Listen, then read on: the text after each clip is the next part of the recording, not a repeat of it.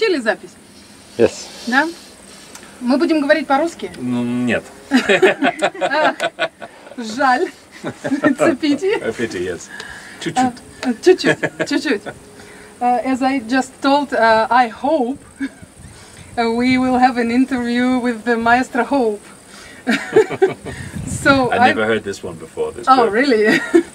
So I'm really happy. Thank you so much for accepting the interview. Pleasure. And I would say a redhead rule. Yes. It's a good start. So I have quite many questions, but I will choose. First is about Verbier. How many times did you visit Verbier, and what is coming to Verbier for you? I think this is my 5th visit to the festival. I come every 2 years. Oh. And it's the most beautiful place. I mean, look at this incredible view. We have an unbelievable place for an interview. It's amazing. It's, you know, one of the most beautiful areas in the world, and Switzerland in any case. You have these mountains, you have the air, you have the nature. And then, of course, you have this incredible festival, which started very, very small and has now become one of the biggest and most important festivals in the world. And what other festivals have this amount of great musicians every day? I mean, it's like every day you have caviar and you know, steak with truffles, and it's like every day there's something amazing. You don't even know where to decide because everything is so special. So it's also very special for us artists because, you know, we travel all the time, we go to festivals and then we leave, and we don't usually meet each other. And here you meet each other. Here I went to the concert this afternoon, and there was Mr. Trifonov was sitting there, and you know, Mr. Kissin is here, and it's everywhere you go you meet your colleagues, and that's very special. And the dinners after the concerts, you have the parties after the concerts, everybody meets and hangs out. So it's a fantastic combination of great music, great friends, and this wonderful atmosphere. I know that you make... How many concerts do you have a year? About 130. Do you have some particular performances which you consider the most important, the most for you? Not really, because I take every concert very seriously, and it could be a concert in a very small place, a small village, or it could be a concert in Carnegie Hall. Every concert is for me is a privilege, because I love to do what I do, and I have to think, you know, I'm very lucky to be able to have a passion which I can make as a job. It's not a job for us, it's life. So of course there are certain concerts that become highlights for you, or where you think, you know, wow, I wish we could do this again. There are certain partners that you collaborate with. I mean, this year there have been already so many highlights. I mean, just one for me, the first time to play with Gergiev. We played together in Baden-Baden 2 weeks ago for the first time. We never met even. And then we go on stage and play a concert. So that, of course, was very special for me, first time. But also last night here, I played with artists for the first time. You know, fantastic young musicians, 20, 23. I will do a project now with Thomas Hampson and an actor from Germany. Again, first time. So again, that's very important. So it's really every time is something special. I have the same feeling of energy. And the highlights, if you can choose from the entire life. You know, there are certain moments that you remember. The first time I played with Yehudi Menuhin, the first time we gave a concert together when I was a small boy, or my first time in the Beaux-Arts trio with Menachem Pressler, my debut in Carnegie Hall, my debut at the Proms in London and the Royal Albert Hall, when I played at the Hollywood Bowl for the first time, 20,000 people, or I played once in Nuremberg for 80,000 people. That's the most I ever played for, and that is, I mean, it's incredible, you know. I just, there were so many people your brain could not even understand how many people there were. It was just incredible. So there are moments like that, but then also I remember concerts in very small places, a tiny church in a village for 30 people, were also incredibly special for me. So there's never a rule, it's just always different. Can you tell me about modern composers, contemporary composers? I know you play many new premieres and so on. It's a serious question. What advice can you give to a person, maybe even not musician, how we can recognize either there's a good piece or not? How could I understand it? That's a very good question, a very difficult question to answer. You know, I think that the interpreter, the musician, I think they have a big responsibility, because if they love the piece of music, then they have a chance to share that with the audience. The way I do it is, if I have a piece by a composer, I talk to the audience, I explain to them the story behind it, or the story of the composer, or why I love this music. I try and help them a little bit. Like when you go to a museum and you look at modern art, you have two choices. You can go and you can look and you could say, okay, I don't understand, or I like it, or I don't like it, and you can leave. Or you can take the headphones from the museum and you can listen. And they say, well, this painting was by this man or this lady at this time because he felt like this, and this is the... And suddenly you look at the piece of art and you have a different feeling. Understand it. Maybe you say, I still don't like it. It's possible, but at least you have a chance to understand why it's coming together. And so I believe that is the way, for me personally, to present contemporary music, is to tell a story. And I look for composers where I have the feeling that the music also tells the story. There are many composers out there, composers like Thomas Adès or Mark Anthony Turnage, but there are also composers like Max Richter who touch people without any explanation. And I like to balance my love of contemporary music between these composers like Adès, Schnittke, Ligeti, Kurtag, and Max Richter, and what they call new classics. Because I think music is for everybody, and music is to share, and my job as an interpreter is to try and share this music. An idea which came just, it seems that some composers are dealing through intellectual process, and some, for me it's romantic music, of course, through emotions. The project for which we are doing an interview calls Music Passion Club.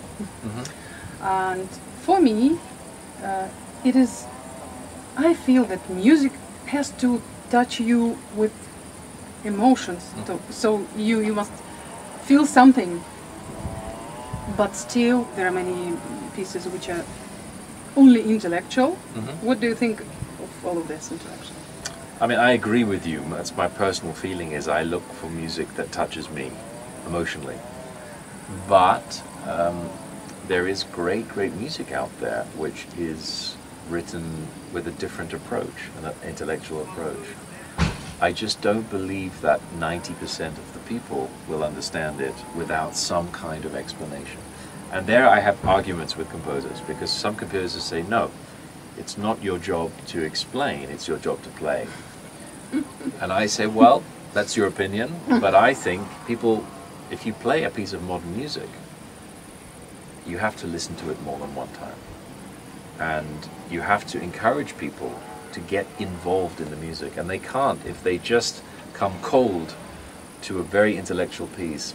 The chances are they will forget it and will not want to go in again. So I believe the interpreter is really responsible for sharing and for helping in the success of a contemporary piece.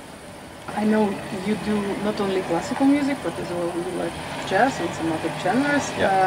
How it happens, it is the first question. What do you like more? How it happens? And the main thing, I've heard that. What do I like more? You mean which Which genre? kind, which genres closer to you? I see, okay. I've heard that some people like to put musicians in shelves. Yeah, categories. This person yeah. is playing only 18th century music. Yeah. This one is only contemporary, and so on. How do you combine this? And what do you think about all of this? You know, I'm not a big fan of shelves. There are structures around, and people like to find the labels. They like to do this. That's never really interested me. I've always been interested in great music. I've never made a difference between what genre that is. If I hear a great musician, that can be a rock musician, it can be a jazz musician, it can be Indian music, it can be folk music, it can be different types of country music. I don't love every style. I'm not a huge fan of techno music. I'm not a huge fan of acid or house, acid jazz. It's not my favorite. You know, I'll listen to it a little bit. I find some of the pop music today is terrible because it's like mass-produced, soulless, and it's empty. It's terrible. So that there is music for me which is like bubble gum, like chewing gum. But generally, I think in every genre there are fantastic musicians, and when I hear something, I go, wow, what's that? And I want to discover more. And that's why I started very early to play Indian music, to play jazz, to play bluegrass music, Irish jazz, Irish folk music, Scottish music a little bit, klezmer also.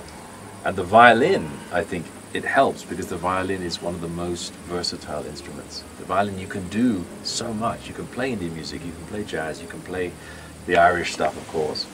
Not every instrument can do this. A piano, jazz, of course, yeah, but Cello also. Cello, but you know, the violin is so flexible.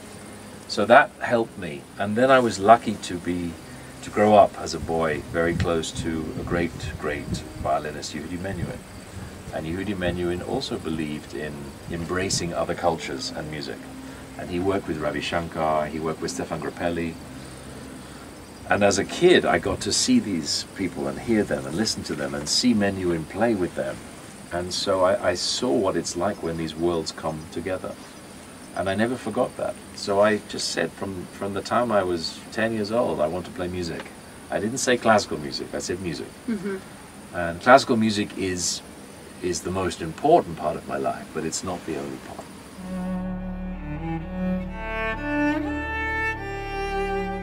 Could you tell us a couple of words about your book, about promotion of classical music? I've written 4 books. Oh, I'm so sorry. I right. One is translated to Russian. In Russian, yes, so that's right. That's why I know. When Do I Applaud? When Do I Applaud? It's called. Yeah. I wrote a book. This was back in 2008. I think I wrote this. That was my second book, and it was called When Do I Applaud? And the idea was to write a book for people who are not necessarily from the music world, but to tell them why are classical concerts so fantastic, and to explain the rules, the so-called rules, and the regulations. And this book has been very successful and has had many translations, including in Russian. And I'm thrilled that it's had a Russian translation, because Russia has been very important for my musical development. All my violin teachers were all Russian. So really, from the time I was 8 years old until I was 20, I only studied with Russian teachers.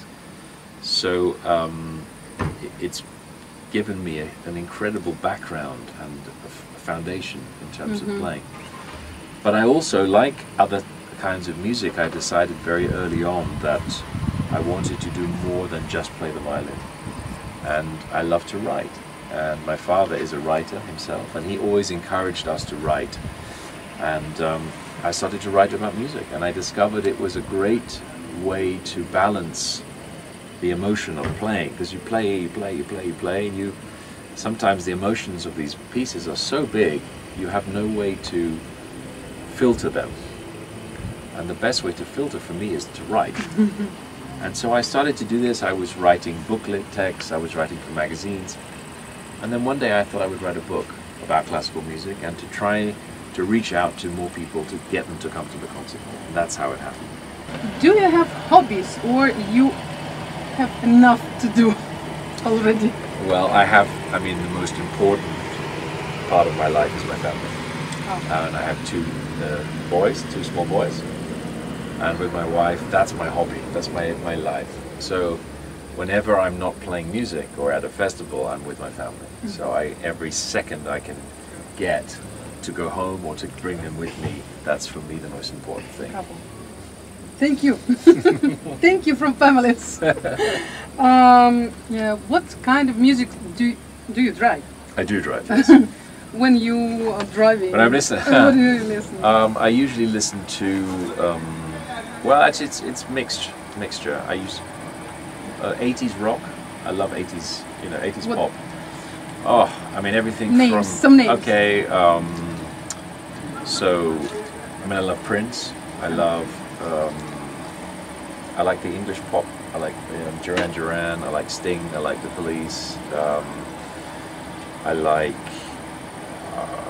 I mean my music taste is so wide. I mean I love the Beatles. I love the Rolling Stones. I love the soul and funk of the 80s, 70s and 80s. The Supremes, Diana Ross. I mean, you name it. It's really open. We remember. We remember. Two more questions. Yeah. You travel a lot. Yes. What places we should visit for sure? Just in general, you mean? In the whole world, except Verbier. Except We're already Verbier. here. Another couple. What a question. I mean, I live in Berlin. I think Berlin is an amazing town.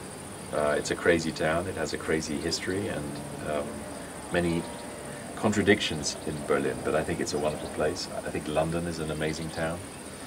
I think New York is an amazing city. Maybe some unknown things. Some unknown things. There is, if you don't know the town of Merano, it's in Südtirol. It's between Austria and Italy. It's magnificent. South Africa is where I was born. There are some beautiful places there. Very sort of quiet coastal towns that you can go. I mean, the world is full of amazing places. You have many roles. Who is Daniel Hull? Whom do you feel yourself? Who are you? I have no idea. Oh, really? I don't know. I'm a musician. I love music. I'm an addict of music. I'm completely crazy about music. Do you have passion for music? Yes, I do. I have a passion. I mean, it's more than a passion. It's an addiction. It's music really defines everything that I do, and I would say it's my greatest love after my family. Music is So I would say, if you said what am I would say, always say I'm a musician. I would not say violinist. I would not say writer. I would not say festival director. I would not say radio producer. I would say musician. And with music, I get to do these things. I get to run festivals. I get to create projects and do wonderful things. But I get to do all of this because of music. Mm-hmm. So it's very simple. I'm a musician. That's what we wanted to know. And the last question: what Daniel Hull hopes for? I hope for peace in every sense. Peace between people, peace for all of us in our own minds. This world is very fragile, and I think the worst thing we can do is to kill each other. So I just hope we can all find some kind of peace, whatever that is, whatever that means. Like this, or some kind of peace in the very short time we have on this planet to enjoy every second. Did you hear? Thank you so much. Thank you very much. It was a great pleasure. Thank you. Thank you. Thank you. Photo. Can I have a photo? Of course.